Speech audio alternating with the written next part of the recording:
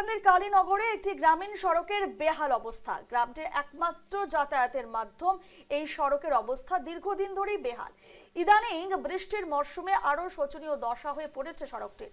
উল্লেখ্য, এই সড়ক দিয়ে প্রত্যেক দিন যাতায়াত করে ৫-৬ শতাধিক স্কুল কলেজের ছাত্রছাত্রী। দেখাচ্ছে ছবি, দেখতেই পাচ্ছেন রাস্তার কি হাল। কালীনগর গ্রামের অসুস্থ রোগীদের হাসপাতালে নিয়ে যাওয়ার একমাত্র পথটাই সড়কটি, এবং যেই ছবি উঠে আসছে এই মুহূর্তে দেখতেই পাচ্ছেন বেহাল অবস্থা রাস্তার। একেবারে রাস্তা না চাষের জমি তা বোঝা দায়।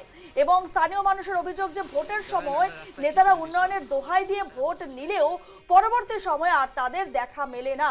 শীঘ্রই সড়কটি সংস্কার করে চলাচলের উপযোগী করে তোলার দাবি জানিয়েছেন স্থানীয় মানুষ। হাইলাকান্দির কালীনগরের গ্রামীণ সড়কের ছবি আপনাদের দেখাচ্ছে। একেবারে বেহাল অবস্থা যাকে বলা যায়। দীর্ঘদিন ধরে রাস্তার এই বেহাল দশার জন্য ভুগছেন এলাকাবাসী।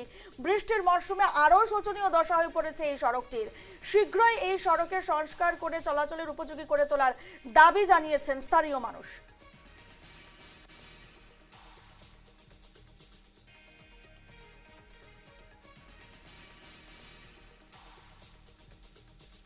রাস্তায় তো মেঘে খারাপ করেছে আর গাড়ি সুবিধা খারাপ হয়েছে, ও ঠিক করিয়ে দিবার লাগে। রাস্তা কাজ হয়েছে না?